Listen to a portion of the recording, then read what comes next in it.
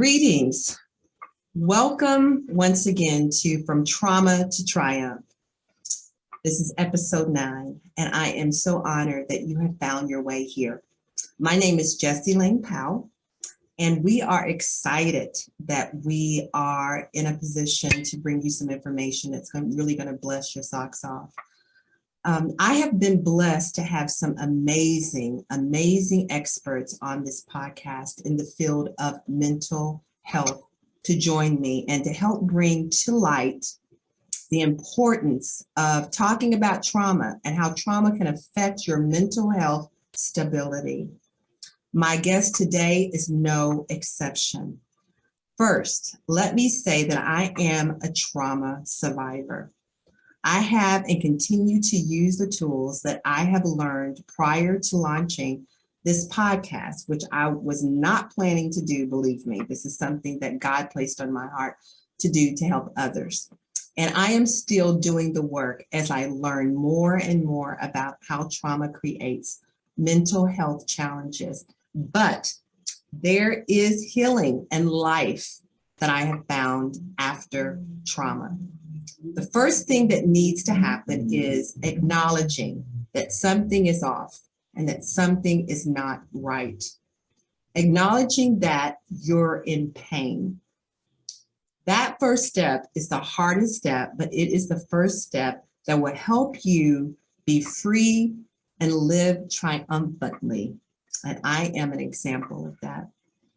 I will tell you, you need help to navigate through these muddy waters, okay, where you can't see clearly, that you're currently in. And seeing a therapist is getting you one step closer to finding your freedom again, or finding it for the first time, a therapist or a counselor, someone in a professional capacity. On this episode, guys, we will be addressing a topic that many steer away from because it is very, very delicate. It's a delicate topic. It is a hard topic to talk about. For listeners that are feeling like your life is over and you are having thoughts of suicide, yes, I said the word suicide, or know someone that might be displaying abnormal behavior, I want you to keep listening to this podcast. Don't turn it off. Too many people are checking out. Too many. The question we will be asking today is, why are people deciding your life is not valuable and that your life is not worth living? Why is the question. We have recently heard people in the public eye taking their lives senselessly and violently. Many suffering from depression silently, and some openly, but still looking for a way out because of the pain. The pain is so overwhelming. The pain can be so overwhelming at times that you want to escape at any means. I get it. There is help, and my guest today is going to extend a lifeline, as we always do on From Trauma to Triumph for you today. So I want you to hold on. Hold on. Suicide is a serious public health problem that can have lasting harmful effects on individuals, families, and communities. There are many factors that contribute to suicide. The goal for this podcast, guys, is to help you know suicide is not the answer. We're saying that suicide is not the answer.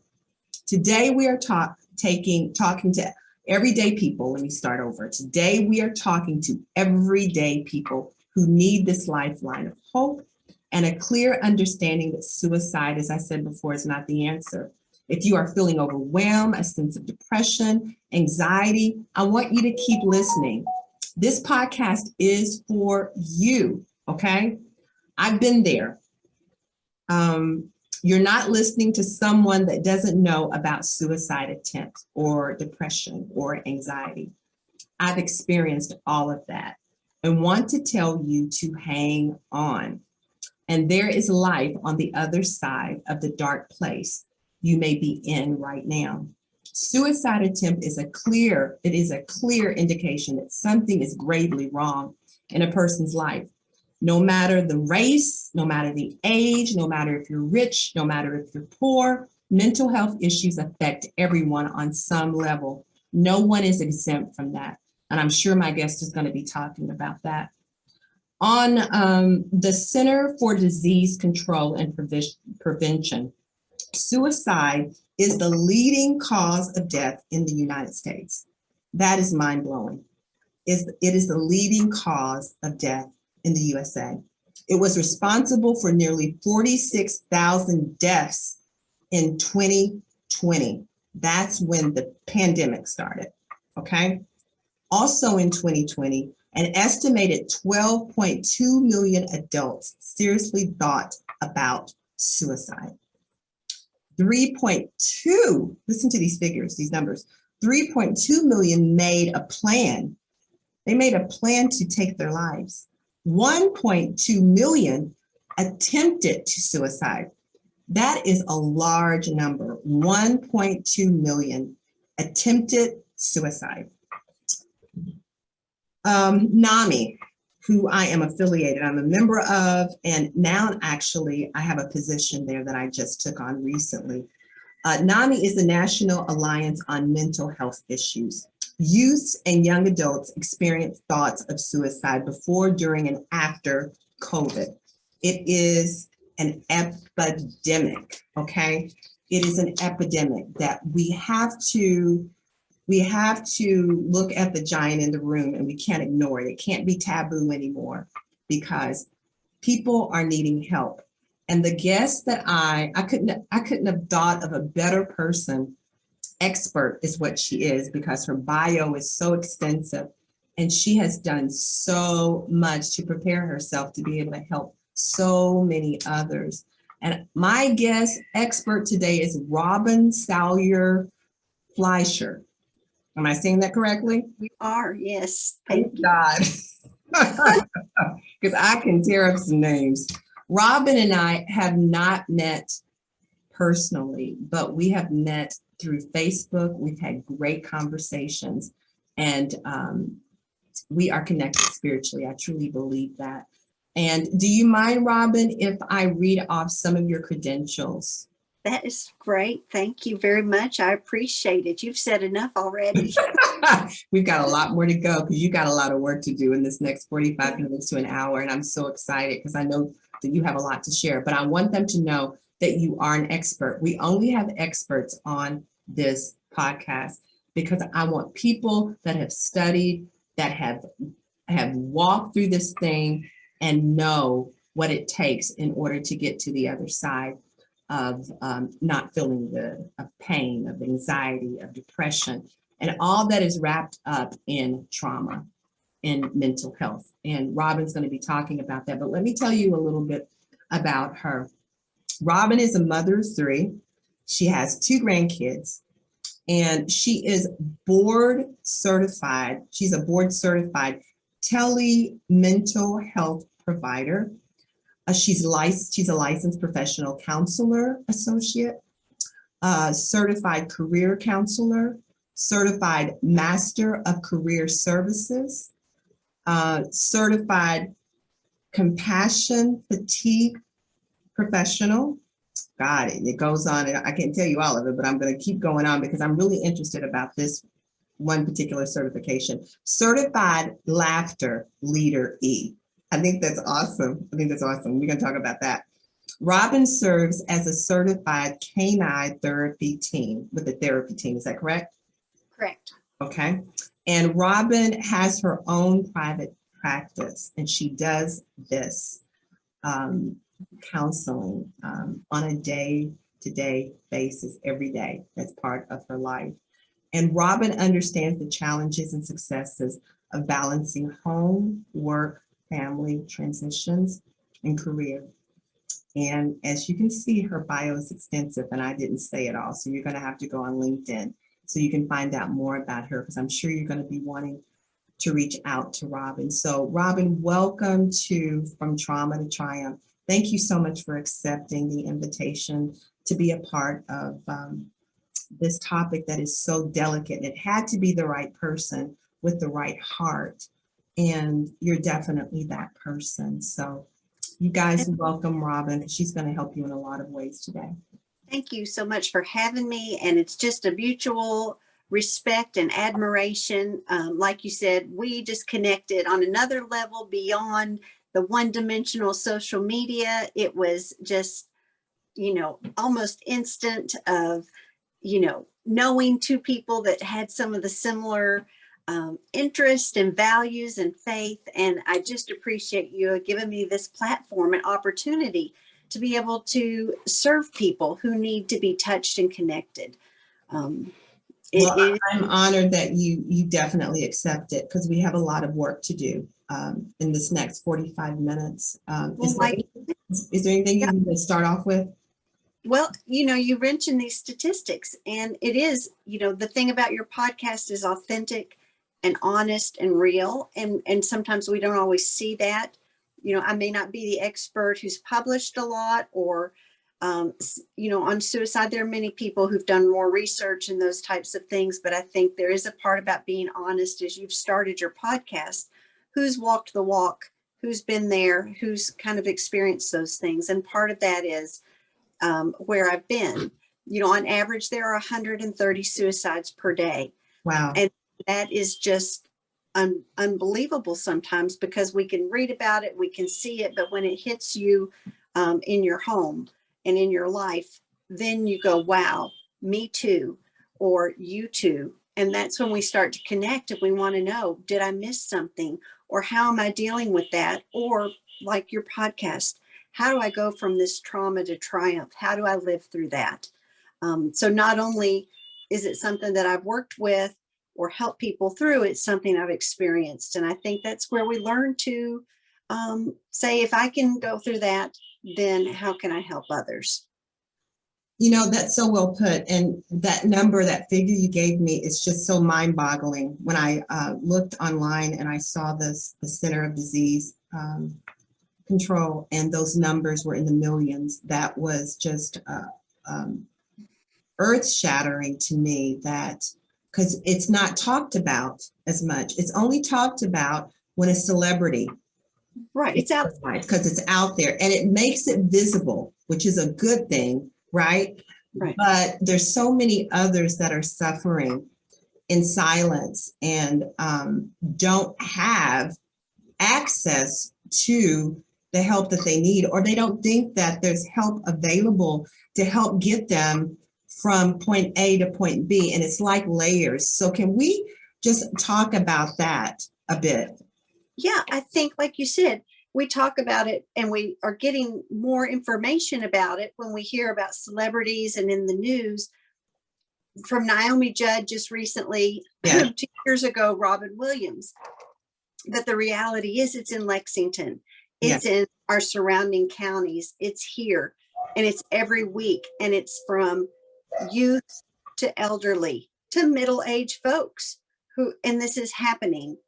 And if we don't talk about it and say, it could be your neighbor, it's somebody who you go to church with, it could be somebody in each person's family. And if we don't talk about it and recognize it, then how do we know what to do? How can we start to say, I can help you?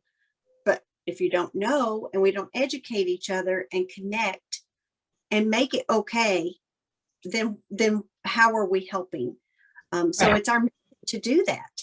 Correct. And there's a stigma attached to discussing things like suicide. From the old school, people would just put things under the rug, and you would just put so much under the rugs. It's like, where do you start in order to get yourself unstuck and out of that dark place? So I want people to know that they are not crazy. If they're having feelings that where they're thinking about harming themselves in some way, that something is not right, something is off, and something needs to be addressed. And a lot of it, everyone's dealt with trauma No one can say that they're exempt from trauma after COVID on Yes. some level. So, and it's exacerbated. I mean, it has grown now. We just shine that big spotlight on everything that might have been happening, from finances to relationship problems to work issues. Whatever was happening, it just kind of made it bigger. And when it comes to suicidal ideation and people thinking about it, before even having a plan or actually doing it, there are complex factors. It's unbearable psychological pain. It's things where people, it could be apparent, it could be hidden. As you mentioned, even in the beginning, it's when that inability to tolerate the pain is greater than going on. And people don't see that solution. They lose hope. So we need to say, that's okay. You can talk about that. It's not embarrassing. You don't have to feel ashamed. We have people who are depressed, who are high functioning depressed people. Yes. They go in and do their job and hit those marks and look like everything's okay and smile. But the pain is awful. And so we don't recognize and see that what's happening until we open the, newspaper and read something, or Facebook, and we're like, what happened? There's no telltale signs. For instance, like it threw everyone aback, and I cannot think of the beautiful woman's name. And actually, I got a hairstyle like hers to honor her after she had took her life jumping from a 26-story building or taller, right? Yeah. Miss USA, Miss 2019, and no one saw any telltale signs. And people can cover it up so well. And what I want to say is that covering it up makes it worse. Doesn't it? They're suffering so much. Yes. So that's why we have to really start to say, what can we do differently? How can we, as the people who are not on that side, or maybe we understand a part of, okay, we think someone's doing this, but what do we do differently? We have to know those signs. And the reason, I say, well, I've kind of walked that walk, and I shared this with you, and not a lot of people know that. In my family, I had, on one side, I had a grandmother who had bipolar disorder and depression. On my for paternal side, my father had bipolar disorder and depression. They both had medication. My grandmother took it, and then my father took it, but stopped. And he ended up 30 years ago this year committing suicide at 46. He was very successful in his profession. It gives a lot of different. Everybody experiences grief differently. Mm-hmm. So at the time, even though there was a lot of issues and things that I had grown up with and going through with him, from, married and divorced 3 times, different things with someone with his disorders, it still gives you a lot of the symptoms of, shock and disbelief. Suicide, just while you grieve anyone's death in your family, you're still wondering about kind of blame and anger as a survivor of that. Yes. And then kind of those disorders in your family, depression can run through your family. So whether it's you or maybe your children who might experience depression too, you start to look for those signs and wonder, is somebody else going to have it? Because that can run in families of generations, genetics. Yes. How do you start to look for those signs, whether it's in your family or work or neighbors? And that's just really the first number one thing. So what would be some of the signs if there's someone that's viewing this by YouTube or hearing it from the podcast audio? Yeah. Give them some signs, because sometimes it's so subtle. Like you miss it. Right. And we have to just really clue in. And I think we have been so socially isolated through COVID that we are not supposed to be that way. We have to really start connecting with each other again and looking and tuning in with those subtle signs. So it can be different when they're teens to when they're older adults. But some of the things that are similar on both levels are increased substance use or abuse with either age, or changes in sleeping patterns, either sleeping too much or not sleeping at all, or when they actually begin to withdraw from families and friends on either side. And they may say, oh, I just want to be by myself. I'm okay. Or no, I don't want to do these things. But in reality, you still need to go and check in with them and not just call, not just text, but actually go and see how they're doing. Because when you see their environment, that actually puts it to that next level. Are they giving away possessions? If they're teens, if they're older adults, are they starting to not take care of their home? Is the grass getting longer, and they're just letting things go? Are they not picking up the mail? Are they neglecting doctor's orders to take care of themselves and their medicine if they're older? If they're their teens, sometimes it's kind of hard to tell because teens are kind of moody anyway. But if they have uncontrolled anger, anxiety and agitation, but they really start to express no sense of purpose, and they're talking about death or I'm a burden to others. But if the older adults are starting to say, well, I'm kind of getting everything in order, I'm just, kind of saying goodbye and things like that. Those are clues, even if this is kind of in passing, you just start picking up on things. So it's really being intentional about putting together all these pieces of what's going on, knowing these signs, and then starting to have the conversation with people. So being sensitive to the people around you and getting out of our own comfort zone of isolation and being open and reconnecting and really looking, listening, and taking time to reach out. Yeah, we're so, we're known to walk around on our phone and to text instead of call. Heads down. And if we go to visit someone, nobody drops in on anybody anymore. We're considered a weirdo if we do. Yes. But we still need to go and do that, because sometimes that's the only way you can see what's going on and really check in and say, I care, I'm here. I just need to see your face. I just need to know how you're doing. Someone is overly happy, overly a high achiever. You know what I'm saying? And just over the top. Yeah. Would that be a sign as well? Well, you don't know. I mean, because everybody's so different. Maybe it's that high person. I'm okay. I'm good. Everything's great.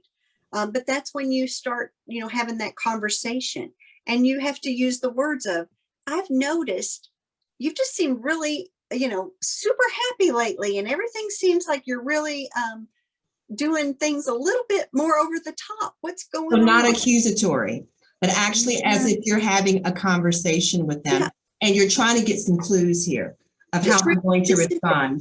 Yeah, here's what I've noticed, or tell me more about what's going on in your life, because maybe they've had a plan, they're getting excited, and that's what's happening. And they're like, this is so out of character. This really isn't you. And so you're not saying, it looks to me like you act like you're checking out. You don't want to say that. You're just saying, tell me more, or I've noticed this. And then if they say, well, I just feel like, I don't have a purpose, or, I'm kind of getting things in order. Then you say, wow, are you thinking about, ending your life? So ask directly. Sometimes before, people thought if we mentioned suicide, then that was planting the seed of them saying, well, now that you mention it, I think I am. But that's not true. Mm-hmm. Go ahead and talk about it. Like you said, let's talk about the elephant in the room, because that's what we need to do. And it will, if you know the individual. If you don't know the individual, it's a matter of developing a relationship and having those dialogues, right? Not just texting, not just calling, but you can tell a person if you're in the same room with someone face to face, you can read people to know if something is off. So taking that time, taking that extra step to go see about that individual, especially if someone is staying in a lot because of the pandemic. There's so many people that are still not just going out, right? They have isolated themselves. And if you're not seeing them as often, Would that be a telltale sign? I would say check in. They might go, well, I'm having everything delivered. I still don't feel comfortable getting out. And you might say, well, I just picked up some flowers. I just want to drop off to you. Or Very good. Very good. Why don't I just bring you some milk over, and or I grabbed some extra eggs that I picked up, or I just got some fresh strawberries. I just want to run these over to you. I understand not wanting to get out. I'm not comfortable too. I understand, but let me just drop these off because we just need to check the environment, lay eyes on them. Yes. With And my then father, showing that you care. That is a big one too. It can make all the difference. Yes. Just someone seeing that or receiving something from you raises those serotonin levels, that dopamine level. It could be that 1 hour that made that difference. Wow. With my father, he lived in Moorhead and we were in Lexington. So I didn't have that. And my kids were little. And again, there was that blame and that guilt. And did I not do enough afterwards? Because I didn't go to Moorhead. I didn't check. I didn't see his environment like I should have. And those are things I had to come to resolution with and, forgive myself as well. But, had I done that, maybe I would have, I don't know if I would have made a difference, but I would have seen what he had let go, that the dishes had piled up, that he hadn't done things, that he had written a note, all those things that I mentioned that were signs that he was sleeping too much. But I didn't know because I didn't see that he'd also, he had dog and he'd put his dog in the kennel. He had a plan, so he'd put his dog in the kennel for the weekend. You're not aware. You just was not aware of all the things that he was preparing for. And that was 30 years ago. We weren't Wow. texting or, using the cell phones to have even more continual contact. But once you've started that conversation with someone and they're saying, well, yeah, I have been by myself and, I don't have money or I've lost my job or I'm feeling hopeless. If you've started that conversation and you're getting answers that lead you to think, or they have admitted that they're going, yeah, actually, I don't have purpose. I've lost my sense of life or wanting to go on. Then you want to be able to say, okay, I'm staying here. You can't say, well, gosh, I just checked in to drop these strawberries off, but I have to go. Yes. You have to be intentional and then be ready to be committed right then. To say, okay, if they've said yes, I'm going to stay calm. Mm-hmm. I'm going to be with them. I'm going to start to say, well, do you have a plan? Is there anything here that's lethal that might, be dangerous? I'm going to be with you. So you take the lead. You take the lead, sure. Right? Is what you do, whether they want you to or not. You're not leaving. We're discussing this. We're going to get you the help that you need. We're going to make the call. I will be with you. I will walk with you. I will walk this journey with you. Because a lot of people think that people do not care. And you just have to say, I'm okay. Everything stops. I'm right here with you. You can call, and if it's something that you feel uncomfortable with, because they're like, well, actually, I have several guns in the house. And you're like, uh-oh, I feel in danger too. Right. You call 911 right then, and say, this is something I want to make sure we're both safe because I want you to be here. So you start to look at, okay, what resources are we have? I'm going to stay calm. I'm going to stay with you. We're going to get help. We can call these crisis lines. We're going to remove any lethal means that you might have. And if if we can practice these things beforehand, because again, it's uncomfortable, but we can get training. It's offered for free. NAMI is one, and so many different places. And practicing it is a lot easier beforehand. And like you said, with these statistics, the chances that your neighbor or someone in your family or someone in your church or one of your friends is going to be that person, who is one of those percentages or statistics is going to need that help. So you practice it and then you say, do you have a plan? And if they go, well, kind of I do, then let's say, well, let's find a safety plan. What do we need to do to keep you safe? Well, let's, what can you promise me that you're not going to do anything in this next few minutes? And they're like, okay, we're not going to do that. We're going to be safe. So you get them safe. You get access to a resource. Then you say, we're going to monitor you, keep you accountable. Can we get you to a counselor? Can you make an appointment? You give them their lifelines, the emergency numbers. If you have to take them to the emergency room or call emergency services, you do that. So you get everything in place to have a safety plan. So you've removed. So this is like an intervention. It is. You've gotten to that point. Intervention. Do what you need to do.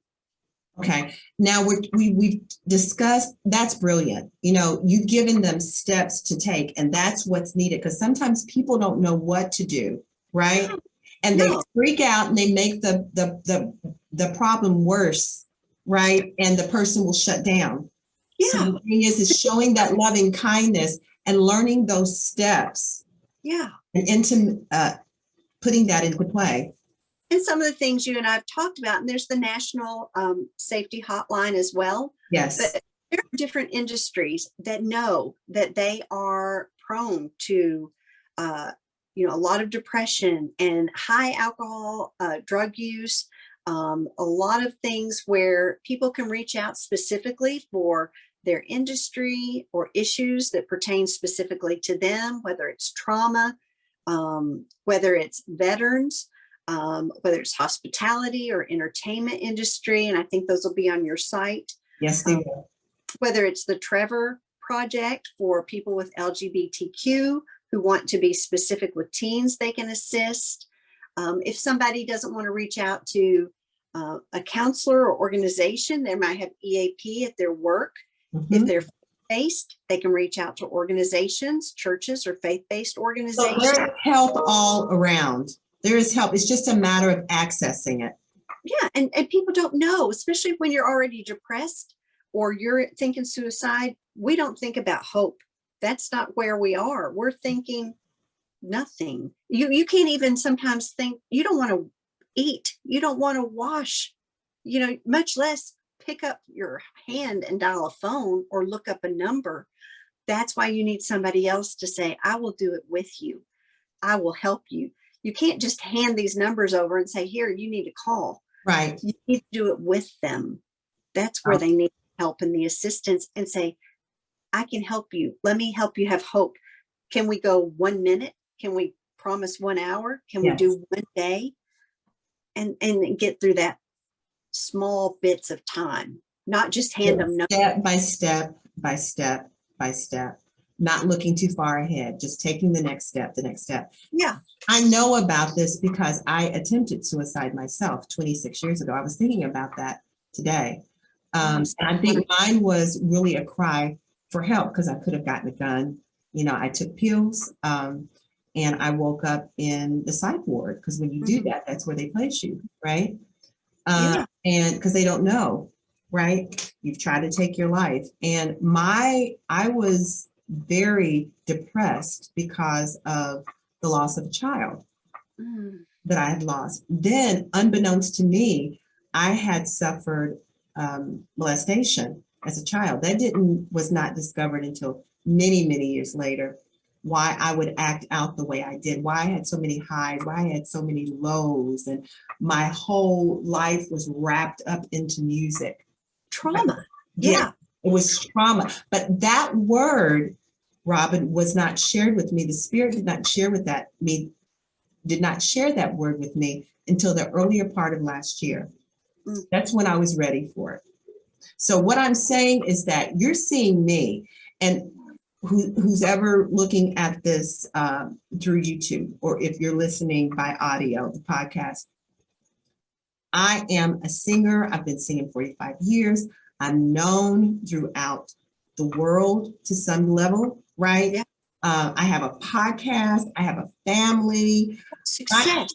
I'm successful, right? Yes. But in the midst of all that, I've had struggles, and I've had these ideas not just pop up in my head, but me actually initiate it. And thank God that I'm still here, that I was not successful, because that was just a moment of time that I was like, the pain was so excruciating. And I felt like no one would understand. I felt ashamed. I felt like I couldn't share it with anyone. That there was no one there. The escape. Yeah. all these are lies. Let me just tell you, all these are the feelings that you're feeling are true. Okay. The pain is real, but the voices, that's what you have to realize. The voices, there's a series of different voices. You've got your own voice. You've got the pain's voice, right? If you're spiritually inclined like me and Robin, we are children of the Most High, of Jesus Christ, Jesus followers. There's demonic voices that want to take you out of here. Believe that or not, I've seen demons myself in LA. They do exist. All right. So you are gifted, you are called, you are chosen. And if you are being harassed in this way, and if you have gone through some type of traumas, anything that does not make you feel good is some type of trauma, in my opinion. Right? And there's and we don't know when we're in that trauma how to heal. Right. And where, and we don't need to be ashamed of seeking help for healing. No. Because otherwise, if we saw an animal that was hurt and laying there, we wouldn't say, well, get up, go on, you're going to heal. And so we need to give ourselves grace and kindness, self-care, and say, I need to find someone to help me heal too.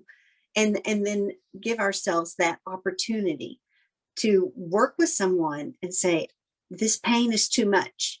I need help, and move that way, and like a loss of hope. We were talking about that the other day, right? Talk on that. Yeah. It's like when your hope is gone, there's a huge void there. Right. And we don't see a light at the end of the tunnel. I mean, we don't even see a tunnel. We see nothing. Right. So our purpose, our sense of hope is gone. We don't see answers or solutions to problems, whether it's financial, relationship, work, whatever it is. It's so overwhelming and the pain is too much. And so, we look for that permanent solution to a temporary problem, really. Temporary, guys, listen to that. Yeah.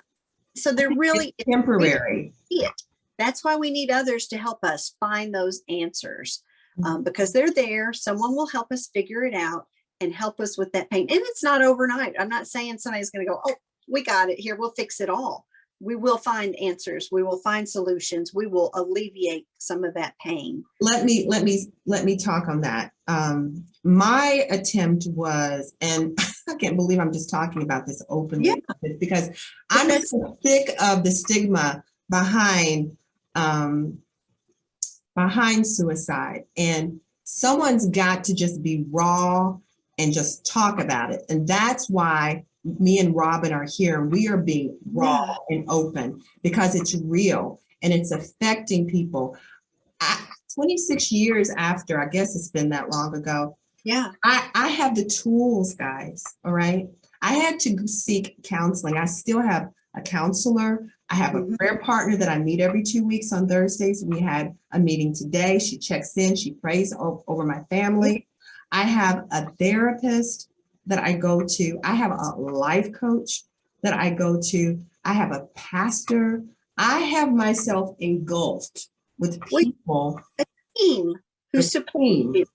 Yes.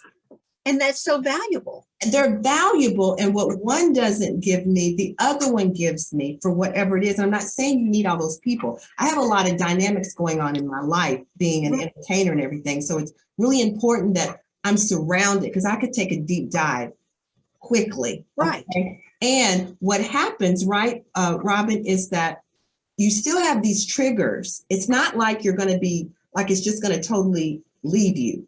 Right. No.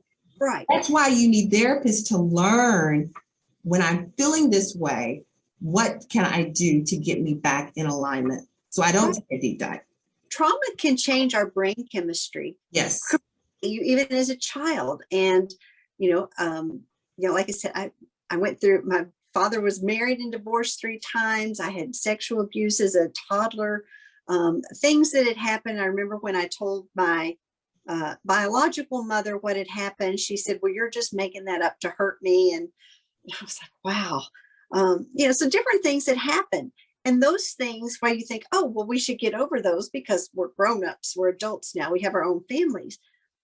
trauma changes our brain chemistry to Yes. how another trigger happens, we go back to that. So we have to learn to rewire our chemistry and our emotions and how we react to different things, because it's a slippery slope. We Yes. could fall back into that, and the depression that hits us, which takes us back into that pain mode. And then we're right back to, well, then there's no sense in moving forward. What's the purpose? I had to use tools the other day, my tools, because mentally I was tired, right? And I was like, okay, what do I need to do? Okay, I have tools I can use to get me back in alignment. I mean, not like I took a deep dive back then. I mean, I'm over But it could that. be, yeah, it's a continuum, or it's on Yes, a, this kind of range. And it could be, exactly. a rainy day. We've had so much rain. It could be Yes. no sunshine. And, one of the things I even talked to you about was kind of ecotherapy and being connected Mm, to your environment. And look at COVID. It put us in social isolation. So many of us were stuck on the computer and inside. We weren't connected to people. We were just staying in, and we were all in with all these families and people, and we didn't have space, and maybe we weren't getting outside with nature, things that were really good for us, that were helping us have some distance and space and downtime. And I had people who were saying, I just had to get in the car and cry to get away from my family, yes. just because they needed space. Or elderly who said, the time I spent walking at the grocery and talking to people was my time to connect, and they weren't doing that. Mhm. And we found that even people who were able to go and walk in nature for 30 minutes versus walking at the mall, they had less stress and less depression from walking in nature. So We did that during COVID, is what we did, because you couldn't be around anyone. So the perfect no, way to go was what? Hiking. so if they would Out do in that, nature. not stay at their computers all day in the Yes. house, and then just stay with, locked into that environment. There's so many good ways to say, what am I doing? Am I checking in with myself? I've got to do that self-care. So even, dealing with recognizing this in other people and what's going on, but checking in with people who might be prone to this suicidal ideation, depression, the trauma that's happened in our lives, whether it's, something that we might be prone to because of genetics, or trauma and abuse that's happened to us. We have to recognize it in ourselves so that we can be very cognizant and intentional to make us healthy, because we can't help and serve others if we're not healthy ourselves. Yeah, we've got to put the mask on first, right? Exactly. And the thing is that there are generational curses. There are depression. It can be genetic, right? I know in my family, bipolar, my sister and I were talking about how much we're like our mother, right? And she had some bipolar issues, but back then, they never talked about it. It was very, very much taboo, right? Oh, But now, dirty laundry. yeah, you don't talk about those things. You just girt yourself up and you just do it. Well, let me just tell you, we are in 2022. We are not back in the 1940s, guys. All right. Things have changed. You have access to people, to groups, to support groups, to education. There is no excuse. And for you, I'm just going to be very direct. For you to be selfish, to take yourself out of here when there's so many people that love you, that need you, is a selfish move. The thing is that you're not doing the work, okay? And it takes work. It takes work. You are valuable and you are needed here on this planet, or you would not be here. So I want to tell you that if you are thinking about harming yourself, or if you are thinking of entertaining any of that, I want you to, at the end of this podcast, if it's audio, I'm going to have information that you can access. Robin's information is going to be there. Everyone that I've had on my podcast, their information is there. They're experts as well. NAMI, so many different organizations that you can reach out to. Reach out for help, okay? This is your lifeline. If you are on YouTube and you're looking at me, I am very, very, very, very serious. We did this podcast for a reason, because we want to shatter the idea that talking about suicide is not possible. We've got to talk about it. We got to talk about the giant in the room. We've got to let you know that you can be made to be a functioning, well-rounded human being on this earth to fulfill your calling, right? That there's hope, that it will get better, that things will change. Yes. And okay.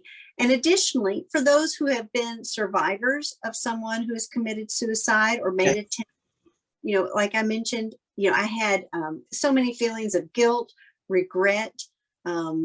Grief is different for everyone, but for survivors of suicide, we go for, through lots of different kind of emotions too, from shock and disbelief. And my father had threatened it many, many times to the point where we were just like, okay, whatever. But when he finally decided, he put his dog in the kennel and left our names as the emergency contact. So when he didn't pick up his dog, they called us. And so we had a status check at his place. And, then they called us and said what had happened. So then we knew he went through with it. Thank you. My guilt was he had come by my house earlier that week.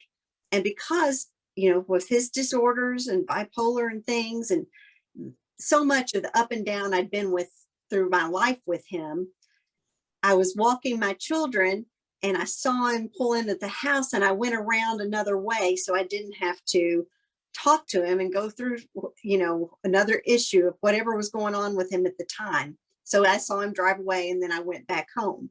So I felt guilty that I had done that. And I thought, what if I had just talked to him that day instead of not seeing him, because I didn't want to have to deal with everything that day. So I had to get counseling myself for everything that I was experiencing as a survivor. Because people go through relief. I'll never have to go through all those things I went through all my life with him. In addition to that deep and profound sadness, of everything that my children wouldn't have as a grandfather, and I wouldn't have this wonderful man who's charismatic and smart, as my father, who loved me as best he could, growing up. So, 46, I'm 15 years older than when he passed. So that's a big difference to think, wow, I've really outlived that. So I think there's resources too that, that we'll have too for people who are survivors, because that's kind of another phase in the suicidal issue that we deal with. I can see that it's very still raw for you in some ways. Well, it is. This is the first time I've ever publicly spoken about it.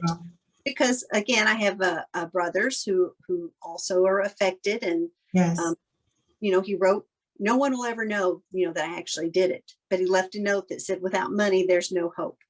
And he had just gotten to the end of his dental practice and didn't have any plans to set up another fund for what he was going to do, because he was disabled and his identity was wrapped up in being a dentist with 3 offices. And that was that. And, but we look around and we see people who have committed suicide. And again, it could be someone with a lot of money or somebody with no money. It could be any age. It could be any race.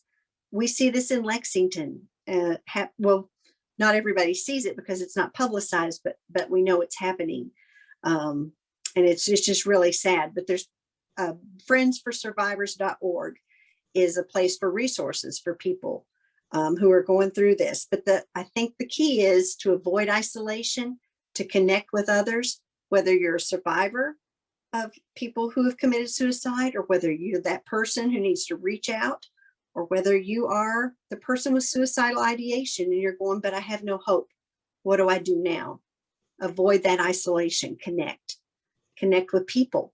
I have a question dealing with that. When people have trauma and they have depression, that is what's left after the trauma, and they have anxiety to where it locks them down. You can't do that. It locks them down. I want you to speak to that person, because some people are truly, truly isolated and they find it difficult to even make a phone call, even reach out. You can't shower. You can't do anything. You don't want to eat, and you don't shower. You don't clean your house. You can't even move. You can't. And that's where the people who are around them need to check in, actually physically check in. If it's a neighbor, and again, you see their grass growing, instead of calling city ordinance or whatever to check, Take time to check. bang on that door. Right. If you don't feel comfortable doing that, then call the police department and ask for a status check. Police department will go and check on those people and check the condition. They have done that when they've had people who've had their water or their electric turned off, and they don't report, the individual who's depressed, who maybe lost their job and has no money coming in, they have no food, and they're just waiting to die because they have no hope. The police will go in and do a status check, and they will get resources to those people. So it's, I didn't even know that. I didn't know that. Yeah. That's So information. all the department, they will do status check. That's what you have. Robin's husband is in the law force. Exactly. And he is completing Yes. his degree in counseling. He also sees people, his specialty is trauma and crisis support. So he is taking his experience and moving into counseling as well.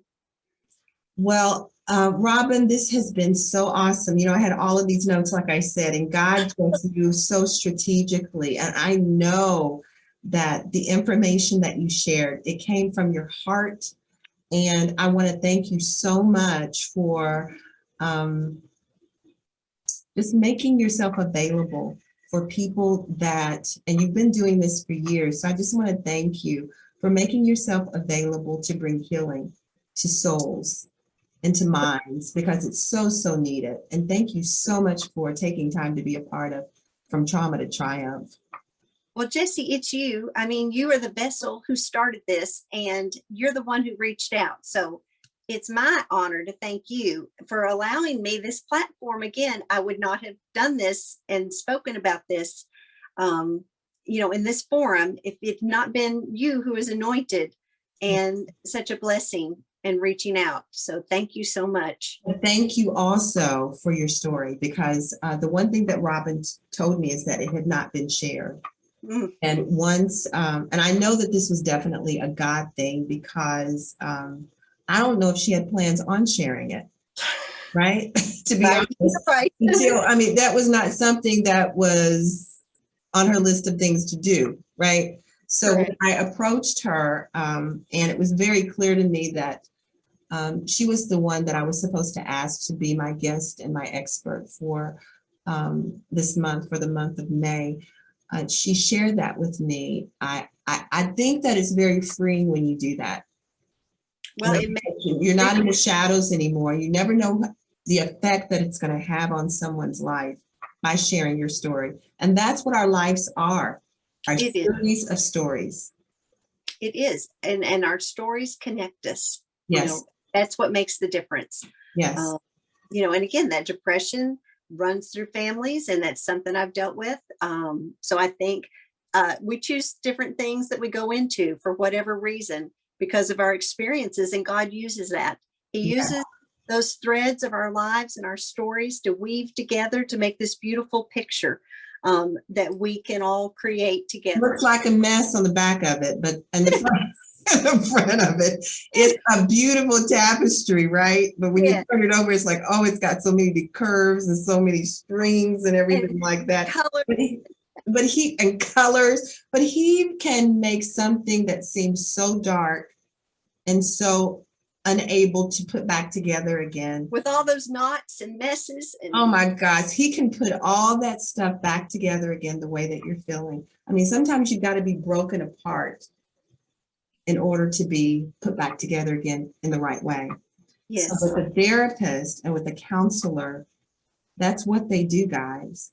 And I think that everybody needs a therapist, because everybody, seriously. We all have something. Nobody, no matter, you can drive by and look at the houses that you think are the best, or see somebody in like this souped up car, or you think somebody's got it all together on Facebook, but that's the highlight reels. You don't know the story behind there, the backstories. No. Do not think. And again, come on. My husband and brothers are all in law enforcement. I have seen and heard the backstories. There is no one that does not have something that is a problem that's tragic, that is not something they've dealt with and worked through. And, they've said, if you went and threw all your burdens in a room and God said, you go choose which one you want, you'd probably pick up your own and carry it. You don't want what somebody else has. So we all have something to deal with and heal from, probably. And we just have to learn how to do that. And it's okay, like you said, to get that help and to use somebody who has a little expertise and saying, how about we do this? You're the expert on you. Nobody's trying to come in and tell you how to do it because it's your story. You're the expert. We just say, we've worked with these kind of tools or techniques, and maybe this will help. And let's try this. And if you choose one counselor and that doesn't work, then pick another. I have gone through a series of them, guys. I've gone through a series of, I started my daughter on counseling when she was 14 years old. She's 26 years old. Yeah. I did that earlier on because she went through trauma. So if you know your kids, they're dealing with, summertime is about to kick in. It would be the perfect time to get them in some type of program to help them, because you never know what they're going through as well. One other note that you touched on, that I'm going to touch on, that my pastor touched on recently: everything you see on Facebook is not as it appears, guys. We spend so much time on social media, me included, because it's my business, all right? And I like being on, being on social media. I like seeing what people are doing, right? But that, like she said, Robin said, that some of those things are not real, all right? And people can appear to be one way, but you have no idea what's really happening behind the scenes. So if you are getting depressed or feeling like your life is over because of something you're seeing on Facebook, someone's doing, right? Like she said, you do not know what they're going through in all actuality.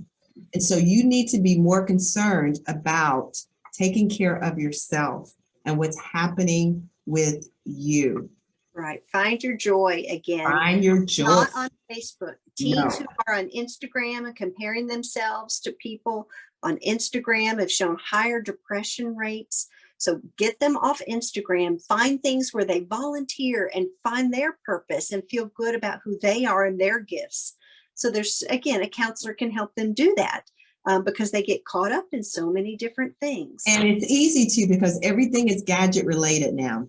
Every solitary thing is. But parents, you need to take the bull by the horn and pull them off of that a little bit, because that can be very, very damaging. And as an adult, I've got to do that with myself, talk to my own self about that. But don't believe everything that you see on Facebook. Even when I post stuff, I elaborate. I mean, I blow things up a little bit to get the likes and everything because of what I do, right? It's part of what we do for a profession. But I know the realness of what's real and what's not, okay? Yeah, so just be very careful.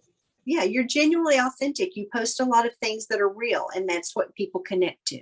Yeah, I post a lot. I do. Let me say that I do. So when I say I blow things up, I do to some degree, but everything that I post is real. That's happening in my life, okay? But let me say that my life is not perfect, all right? That's what I will say. Yeah. My life is not perfect, right? I bleed like you do. I have trials and everything. So don't look at my post and think that I've got it all together, because I'm still a work in progress. God is still working on me, still working on Robin, still working on all of us if we make ourselves available. So we could go on and on. I'm really enjoying this. But we've got to get off, okay? But Robin, thank you so much. I think we might have to do a part 2. Thank you again. I appreciate you so much. I appreciate you too. Have a good evening, guys, and look for the information at the end, okay? Take care. Good night. Good night.